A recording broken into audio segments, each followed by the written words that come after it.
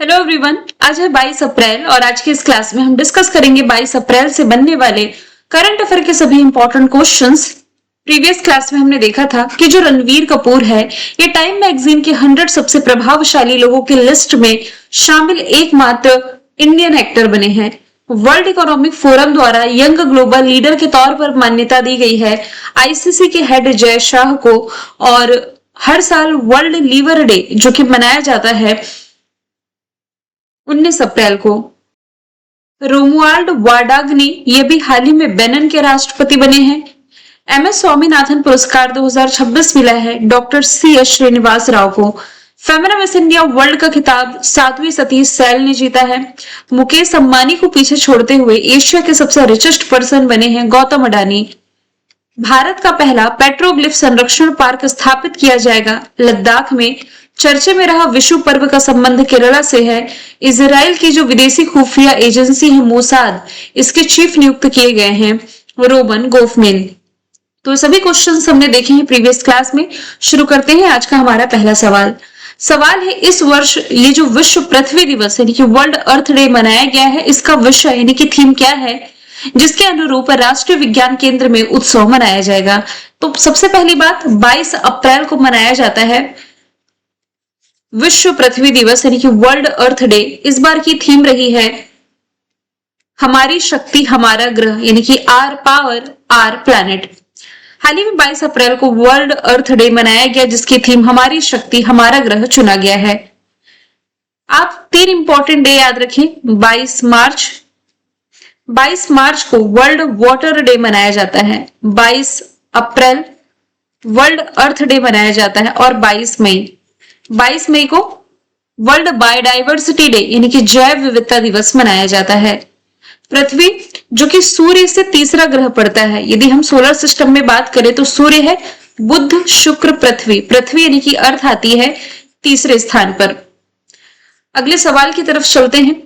मध्य प्रदेश के छतरपुर और पन्ना जिले में केन बेतवा लिंक परियोजना के खिलाफ कौन सा आंदोलन चलाया गया है? आंसर इसका हो जाएगा चिता आंदोलन। इस क्वेश्चन को समझने के लिए सबसे पहले हम मैप के थ्रू केन बेतवा लिंक परियोजना को समझ लेते हैं। मैप में आप मध्य प्रदेश का नक्शा देख पा रहे हैं। मध्य प्रदेश जिसे भारत का हृदय प्रदेश भी कहा जाता है क्योंकि ये भारत के नक्शे में एकदम सेंटर पार्ट में आपको देखने को मिलेगा। इसे नदियों का मायका भी कहा जाता है क्योंकि मोस्टली नदियों का उद्गम यहीं से होता है, बाद में ये नदियां देश के अन्य हिस्सों में जाकर के समाती हैं। इसे टाइगर स्टेट भी कहा जाता है। वो किस लिए? क्योंकि भारत में सबसे अधिक टाइगरों की संख्या इसी मध्य प्रदेश में है। यहाँ की 2 नदियां चर्चे में हैं। कौन कौन सी? केन और बेतवा। केन नदी का जो उद्गम है ना, यहाँ पर कटनी से होता है। मध्य प्रदेश के कटनी से केन नदी का उद्गम हो रहा है और यहाँ पर रायसेन के कुमरा गांव से बेतवा नदी का उद्गम हो रहा है। तो आप यदि ध्यान से देख पा रहे हो तो ये जो बेतवा नदी है ऊपर जा रही है उत्तर प्रदेश के बॉर्डर पर और यहीं से आ रही है केन नदी, ये भी उत्तर प्रदेश के बॉर्डर पर जा रही है और ये यमुना नदी में दोनों ही नदियों की धाराएं मिल जाती हैं, केन नदी और बेतवा नदी की धाराएं। ये मुद्दा अभी चर्चे में है। केन बेतवा लिंक परियोजना बेसिकली ये भारत की पहली नदी जोड़ो परियोजना है जिसकी आधारशिला 25 दिसंबर 2024 को प्रधानमंत्री नरेंद्र मोदी जी के द्वारा मध्य प्रदेश के खजुराहो में रखी गई थी। अभी है क्या, इस लिंक प्रोजेक्ट के माध्यम से केन नदी और बेतवा नदी का जो पानी है इसे मिलाया जाएगा, मर्ज किया जाएगा, मतलब कि इससे उन क्षेत्रों को लाभ पहुंचाया जाएगा जो कि शुष्क क्षेत्र हैं। इसी को लेकर के सरकार लेकर के आई थी केन बेतवा लिंक परियोजना। अभी जनता में इसके खिलाफ बगावत देखने को मिली है और जनता ने इस परियोजना के खिलाफ चिता आंदोलन की शुरुआत कर दी है। मध्य प्रदेश के छतरपुर और पन्ना जिले में आदिवासी किसान और महिलाएं इस केन बेतवा लिंक परियोजना के कारण होने वाले विस्थापन के विरोध में चिता आंदोलन कर रहे हैं। मतलब कि यहाँ से लोगों को पलायन करने पर भी मजबूर किया जा रहा है। हालांकि कुछ मुआवजा राशि देने का भी ऐलान किया गया था लेकिन इसमें भी कुछ घोटाला देखने को मिला है। तो वे चिता पर लेट करके अपने जल जंगल और जमीन से या जमीन के डूबने का विरोध कर रही महिलाएं। आप लोगों ने ये जो चिता आंदोलन है ये न्यूज में नहीं देखा होगा, बहुत कम, मतलब सोशल मीडिया पर, इंस्टाग्राम पर ये चीजें शेयर हो रही है तब हमें पता चल रहा है। आप समझिए देश की मीडिया इतनी नक्कारी है कि इतना मेजर मुद्दा कवर नहीं कर रही है। देश की मीडिया को क्या कवर करना है, झाल मुरी कवर करना है, जो कि प्रधानमंत्री नरेंद्र मोदी चाव से खा रहे हैं। समझे, जो देश के इंपॉर्टेंट मुद्दे हैं, जो किसान धरने पर बैठ रहे हैं, जो आदिवासी महिलाएं हैं अपने जन जंगलों को बचाने के लिए धरना प्रदर्शन कर रही हैं, इसके लिए कोई भी मीडिया आगे बढ़ करके इन न्यूज को कवर करते नहीं दिखा है। हालांकि देखिए इंपॉर्टेंट मुद्दा है, हमें भी अपने नेचर के प्रति अवेयर रहने की आवश्यकता है और जनता का आक्रोश भी इसमें लाजमी है और इसे इंपॉर्टेंट मार्क करें आप, क्योंकि ये देश की पहली नदी जोड़ो परियोजना है, इससे क्वेश्चंस बन सकते हैं। तो जिस राज्य का डिस्कशन है मैंने बता दिया, किन जिलों का डिस्कशन है, छतरपुर और पन्ना का, और नदियों के नाम मैंने बता दिए, केन बेतवा लिंक परियोजना, दोनों नदियों को उद्गम बता दिया। ठीक है, इतना ही यहां से आप याद रखें। कुछ इंपॉर्टेंट फैक्ट से रिलेट कर लेते हैं जीके के फॉर्मेट में, जैसे कि यहाँ पर कुछ अन्य आंदोलन मेंशन है। नर्मदा बचाओ आंदोलन डेफिनेटली आपने पढ़ा होगा। नर्मदा बचाओ आंदोलन की प्रणेता और संस्थापक भी आप कह सकते हैं, ये कौन थी, मेधा पाटकर। स्टैटिक जीके में ये क्वेश्चन पूछा जाता है। चिपको आंदोलन ये वृक्षों के बचाव के लिए उत्तराखंड में सुंदरलाल बहुगुणा के द्वारा चलाया गया आंदोलन था। इसका नेतृत्व हालांकि चंडी प्रसाद भट्ट और गौरा देवी ने भी किया था। नर्मदा बचाओ आंदोलन हमने देख लिया, एक पुराना आंदोलन है, खिलाफत आंदोलन। इसकी शुरुआत 1919 में की गई थी, तो आप ये हिस्ट्री में पढ़ते हैं। सवाल नंबर 3 है, हाल ही में कुल्सी नदी प्रस्तावित जल विद्युत परियोजना के विरोध के कारण चर्चे में रही है। कुल्सी नदी पूछा जा रहा है किसकी सहायक नदी है, तो क्वेश्चन 3 भी आपका रिवर का ही हो गया। कुल्सी रिवर जो चर्चे में है ये एक्चुअल में ब्रह्मपुत्र की सहायक नदी है। अभी चर्चे में क्यों आई है, देखिए हाल ही में प्रस्तावित यानी कि जो प्रपोजल लाया गया है जल विद्युत परियोजना के विरोध के कारण ये जो कुल्सी नदी है ब्रह्मपुत्र की सहायक नदी अभी चर्चे में रही है। ये जो नदी है ये मेघालय के वेस्ट यानी कि पश्चिमी खासी हिल से निकल करके असम के कामरूप जिले के रास्ते बहती है और नगर बेरा के पास ब्रह्मपुत्र में मिल जाती है और ये नदी डॉल्फिन के लिए भी जानी जाती है। तो चर्चे में रही कुल्सी नदी किसकी सहायक नदी है, ब्रह्मपुत्र की सहायक नदी। चर्चे में क्यों थी, 55 मेगावाट की जल विद्युत परियोजना के खिलाफ स्थानीय विरोध इस नदी का किया गया है, मतलब इस प्रोजेक्ट का किया गया है। इसमें असम और मेघालय राज्य कवर हो जाते हैं। अब यहां से आप ये समझिए कुछ सहायक नदियां आज हम देख लेते हैं क्योंकि ये एग्जाम का पार्ट बनती है। जैसे कि सिंधु की सहायक नदियों में झेलम हो गया, चिनाब हो गया, रावी, व्यास और सतलज, ये तो आपको याद होना ही चाहिए। 5 सहायक नदियां आप रिलेट करेंगे सिंधु की। नर्मदा नदी पर दुनिया का सबसे बड़ा फ्लोटिंग सोलर बांध बना है मध्य प्रदेश में ओंकारेश्वर के पास में। इसकी प्रमुख सहायक नदियों में तवा रिलेट कर सकते हैं, शक्कर रिलेट कर सकते हैं, मान रिलेट कर सकते हैं, हिरन ये रिलेट कर सकते हैं। अच्छा, गंगा की सहायक नदी भारत की राष्ट्रीय नदी है गंगा। इसकी प्रमुख सहायक नदियों में यमुना है, सोन है, रामगंगा है, गोमती है, घग्गर है, गंडक है, कोसी है, महानंदा, दामोदर, ये सभी गंगा की सहायक नदियां हैं। जबकि ब्रह्मपुत्र की सहायक नदियों में आप नोट डाउन कर सकते हैं, सुबनसिरी है, मानस है, कामेंग है, लोहित है, दिबांग और तीस्ता भी रिलेट करेंगे। देखिए भारत का जो पड़ोसी है यहाँ पर बांग्लादेश, इस बांग्लादेश में उत्तर प्रदेश से बहती हुई, बिहार से बहती हुई गंगा नदी प्रवेश करती है। जब गंगा नदी यहाँ पर प्रवेश करती है तो ये कहलाती है पद्मा। यह नॉर्थ ईस्ट यानी कि असम वाले क्षेत्र से बहती हुई आ रही ब्रह्मपुत्र नदी जब बांग्लादेश में प्रवेश करी तब ये कहलाई जमुना। और दोनों नदियों का संगम साथ में दोनों की धाराएं जब मिलती हैं तो ये मेघना बन करके बंगाल की खाड़ी में जाकर के समा जाती हैं। सवाल चौथा है, राष्ट्रीय सिविल सेवा दिवस हर साल कब मनाया जाता है, तो ये अप्रैल महीने की 21 तारीख को हर साल मनाया जाता है, जिसका उद्देश्य देश के सिविल सेवकों के समर्पण भावना और योगदान का सम्मान करना है। शुरुआत इसकी वर्ष 2006 में हुई थी। ये दिन सरदार वल्लभ भाई पटेल के उस ऐतिहासिक संबोधन की याद में मनाया जाता है जो कि उन्होंने आज ही के दिन यानी कि 21 अप्रैल 1947 को दिल्ली के मेटकाफ हाउस में प्रशासनिक सेवा के प्रशिक्षु अधिकारियों को दिया था। आगे चलते हैं। अप्रैल महीने के इंपॉर्टेंट डे में वर्ल्ड लीवर डे 19 अप्रैल है, वर्ल्ड हेरिटेज डे 18 अप्रैल, हीमोफीलिया डे 17 अप्रैल, वर्ल्ड आर्ट डे 15 अप्रैल, अम्बेडकर जयंती 14 अप्रैल, जालियांवाला बाग 13 अप्रैल, अंतरराष्ट्रीय मानव अंतरिक्ष उड़ान दिवस 12 अप्रैल, होम्योपैथी डे 10 अप्रैल, वर्ल्ड हेल्थ डे 7 अप्रैल, समुद्री दिवस हो जाएगा 5 अप्रैल, खान जागरूकता खान कार्य में सहायता का अंतरराष्ट्रीय दिवस 4 अप्रैल, ऑटिज्म अवेयरनेस डे 2 अप्रैल, उत्कल डे हो जाएगा 1 अप्रैल। सवाल 5वां है, हाल ही में येलो लाइन सुरक्षा रणनीति दक्षिण लेबनान तक विस्तार के कारण चर्चे में रही है। ये रणनीति मुख्यतः किस देश से संबंधित रही है? तो आंसर इसका इजराइल हो जाएगा। इस क्वेश्चन को आप मैप के थ्रू समझेंगे तो बेहतर समझ पाएंगे। येलो लाइन सुरक्षा पॉलिसी के बारे में हम बात कर रहे हैं, तो सबसे पहले मैप में आप इजराइल को देखिए। कुछ दिन पहले हमने इसका डिस्कशन किया था। ये मेडिटेरियन सी से बॉर्डर शेयर कर रही है। इसके जस्ट ऊपर में इसका पड़ोसी देश लेबनान देख पा रहे हैं आप, दोनों पड़ोसी हुए। तो ये जो चर्चे में रही येलो लाइन सुरक्षा रणनीति है, मुख्यतः इजराइल देश से संबंधित है। चर्चे में आने का क्या कारण है? पहली बात तो ये येलो लाइन क्या है, तो देखिए इजरायली रक्षा बलों द्वारा गाजा के बाद अब दक्षिणी लेबनान में स्थापित की गई एक सैन्य सीमा, दक्षिणी लेबनान यानी कि यहां स्थापित की गई एक सैन्य सीमा यानी कि बफर जोन है। इसका पर्पस है, ये सीमा लेबनान के अंदर लगभग 10 किलोमीटर के क्षेत्र को कवर करती है। लेबनान के अंदर 10 किलोमीटर तक का ये क्षेत्र कवर करेगी, जिसका उद्देश्य है हिजबुल्लाह के बुनियादी ढांचे को नष्ट करना। हिजबुल्लाह जो कि लेबनान में एक्टिव एक आतंकी संगठन है और बफर जोन के उत्तर से आने वाले खतरों को रोकना है। चलते हैं अगले सवाल की तरफ। अच्छा, इजराइल की कैपिटल यरूशलेम करेंसी इजरायली न्यूज से कल प्रधानमंत्री बेंजामिन नेतन्याहू है। भारत इस देश से हेरॉन मार्क 2 यूएवीज लेने जा रहा है। ओफेक 19 नामक स्पाई सैटेलाइट इसने लॉन्च किया। एडीबी में शामिल 69 मेंबर कंट्री है।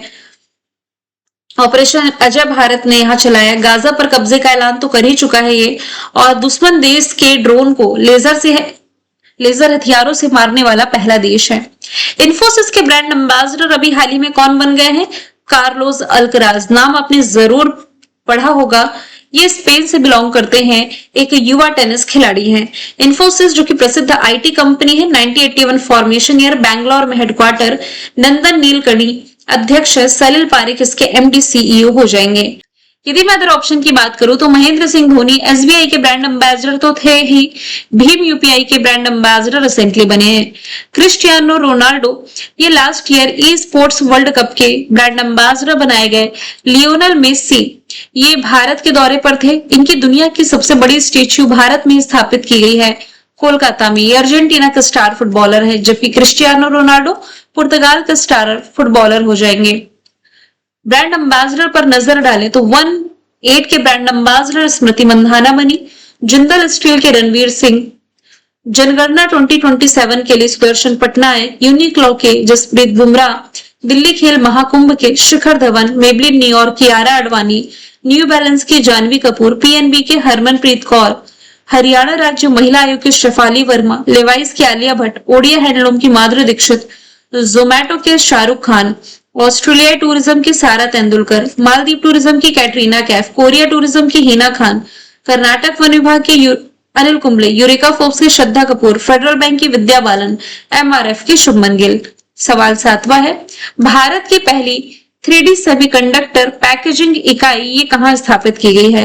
रिसेंटली ये ओडिशा के भुवनेश्वर में स्थापित कर दी गई है। ये जो यूनिट है ओडिशा के भुवनेश्वर में इन्फो वैली में स्थापित की जा रही है और इसमें लगभग 2000 करोड़ रुपए की लागत आई है। इसमें 3D हेटेरोजेनियस इंटीग्रेशन तकनीक का उपयोग होगा और AI, 5G और रक्षा क्षेत्र को बढ़ावा मिलेगा। हालांकि इसमें उत्पादन नेक्स्ट ईयर 2028 तक शुरू हो जाएगा। इस सेमीकंडक्टर परियोजना का भारत के लिए क्या महत्व है? तो ये भारत को तकनीकी आत्मनिर्भरता की ओर ले जाने वाला महत्वपूर्ण कदम है। इससे आयात में निर्भरता यानी कि डिपेंडेंसी घटेगी, रोजगार के अवसर बढ़ेंगे, ओडिशा टेक हब के रूप में उभरेगा और इंडिया सेमीकंडक्टर मिशन को भी मजबूती मिलेगी। यदि मैं बात करूं धोलेरा की, अभी हाल ही में भारत के सेमीकंडक्टर फैब्रिकेशन प्लांट के लिए जो पहला आर्थिक क्षेत्र जो स्पेशल इकोनॉमिक जोन है इसे मंजूरी मिली है धोलेरा गुजरात में। जामनगर गुजरात में रिलायंस इंडस्ट्रीज लिमिटेड के द्वारा दुनिया का सबसे बड़ा डेटा सेंटर स्थापित किया जाएगा। और भारत की पहली म्यूजिकल रोड बनी है मुंबई महाराष्ट्र में। सवाल 8वां है, हाल ही में कर्नल शेर जंग राष्ट्रीय उद्यान, सिंबलवाड़ा राष्ट्रीय उद्यान पारिस्थितिकी संवेदनशील क्षेत्र, इसे आप इको सेंसिटिव जोन कह सकते हैं, इस मुद्दे के कारण चर्चे में रहा। पूछा जा रहा है ये उद्यान किस राज्य में स्थित है, तो ये हिमाचल प्रदेश में स्थित है। चर्चे में आया क्यों, ये हम देख लेते हैं। तो कर्नल शेर जंग राष्ट्रीय उद्यान, जिसे सिंबलबारा राष्ट्रीय उद्यान के रूप में भी जाना जाता है, हिमाचल प्रदेश के सिरमौर जिले में है। ये उद्यान अपने आसपास के क्षेत्र को इको सेंसिटिव जोन घोषित करने वाली अधिसूचना को हिमाचल प्रदेश का जो हाई कोर्ट है इसके द्वारा रद्द किए जाने के कारण चर्चे में रही है। समझिए स्पेशल इकोनॉमिक जोन, माफ कीजिएगा इको सेंसिटिव जोन, अभी हमने स्पेशल इकोनॉमिक जोन देखा, ये है इको सेंसिटिव जोन। ये क्या होता है, इजी लैंग्वेज में मैं आप लोगों को समझा देती हूँ। देखिए इको सेंसिटिव जोन आप ये भी कह सकते हैं एक तरह का संवेदनशील क्षेत्र होता है, जो कि राष्ट्रीय उद्यान हो गया या फिर जो वाइल्ड लाइफ सेंचुरी है इसके आसपास का एरिया होता है, इसे अधिसूचित करता है, या उसे आप बफर जोन भी कह सकते हैं। बफर जोन की तरह ये काम करता है, एक तरह का सुरक्षा कवच भी मैं कहूं तो भी गलत नहीं होगा। मतलब कि जैसे पार्क के अंदर कोर एरिया होता है ना, तो उसके बाहर का इलाका इको सेंसिटिव जोन है, जो जंगल को बाहर की इंसानी गतिविधियों से बचाता है। ये आपका सेंसिटिव यानी कि संवेदनशील क्षेत्र हुआ, तो यहाँ पर ह्यूमन एक्टिविटीज नहीं हो सकती, एकदम इसे संरक्षण प्रदान किए जाने का काम होता है। यदि बात की जाए उत्तराखंड की, इंपॉर्टेंट नेशनल पार्क उत्तराखंड के कुछ आप यदि रिलेट कर सके तो कौन कौन से हैं, देखिए उत्तराखंड से तो जिम कॉर्बेट रिलेट कर सकते हैं, गंगोत्री रिलेट कर सकते हैं, वैली ऑफ फ्लावर रिलेट कर सकते हैं, नंदा देवी नेशनल पार्क, राजा जी नेशनल पार्क। पंजाब से यदि रिलेट करेंगे तो पंजाब में तो ज्यादा नहीं है, देखिए Harike lake wild life sanctuary relate कर सकते हैं यहाँ पर। हरियाणा से सुल्तानपुर और कलेश्वर नेशनल पार्क रिलेट कर सकते हैं। हिमाचल प्रदेश से great Himalayan national park, pin valley national park भी रिलेट कर सकते हैं। अच्छा, हिमाचल प्रदेश की राजधानी शिमला धर्मशाला, मुख्यमंत्री सुखविंदर सिंह सुक्खू है। यहाँ 2025 और 26 दोनों के करंट अफेयर लिखे हैं। मैं सिर्फ इंपॉर्टेंट 2026 का आपको बताऊंगी, कुछ 2025 के भी है लेकिन सिर्फ इंपॉर्टेंट याद रखें। हिम तेंदुओं की पूर्ण जनसंख्या का आकलन करने वाला ये पहला राज्य है। भारत का चौथा पूर्ण साक्षर राज्य बना, पहला मिजोरम, दूसरा गोवा, तीसरा त्रिपुरा, चौथा हिमाचल। राजा खास गांव हिमाचल का पहला सौर मॉडल गांव बना। राशन कार्ड के लिए फेस आईडी का उपयोग करने वाला पहला राज्य है। यहाँ पर महिलाओं की शादी की उम्र 18 से बढ़ाकर के 21 की गई। ड्रोन पॉलिसी को मंजूरी देने वाला ये पहला राज्य है।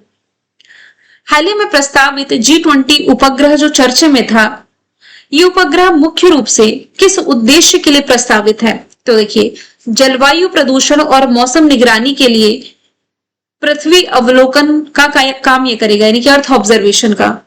किसके लिए, क्लाइमेट, पोल्यूशन और वेदर मॉनिटरिंग के लिए।